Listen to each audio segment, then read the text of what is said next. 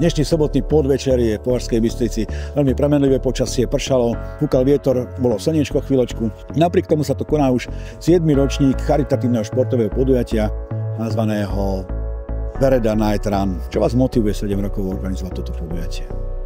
Tak v prvom rade chceme mestu odovzdať niečo, čo bude na vysokej úrovni, bude mať okrem behu teda aj iný rozmer a teší nás ten záujem ľudí a to, že sami pýtajú, aby sme také podujatie urobili. Prečo night run, prečo nočný beh, prečo nie cez deň? Je to snaha odlíšiť sa? Nie je to ani tak snaha odlíšiť sa, je to skôr priestor, kedy počas dňa už skončia nám tie práce, či už v práci doma alebo v práci v robote a je to priestor, kedy človek môže venovať čas rodine a čas sám sebe, aktívne. Cieľov je niekoľko, v prvom rade je to zabehnúť si ten večerný beh istým mestom.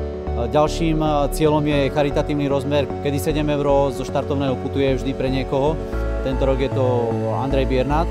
Ďalším cieľom je spájať komunity a rodiny, pretože keď ide komunita behať, je to jednoduchšie ako ide bežať jednotlivec.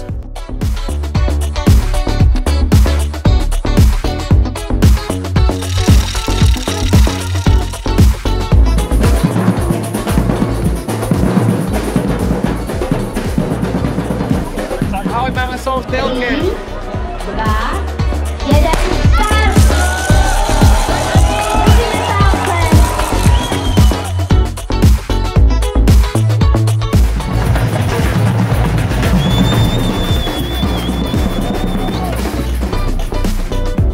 Ako sa ti pozdáva organizácia, ako sa ti pozdáva trať? Za mňa úplne super, akože značenie, úžasné, nebolo kde zablúdiť. Akože super atmosféra, super ľudia. Nemám na čo by som sa sťažoval. Takáto akcia má tú silu motivovať ľudí, aby začali relaxačne behať? Myslím si, že áno. Za organizátorov si myslím, že to má úplne ukážkovo, všetko zorganizované. Stretnem tu ľudí, ktorých som aj 20 rokov nevidela, spolužiačky zo školy. Myslím si, že má to význam.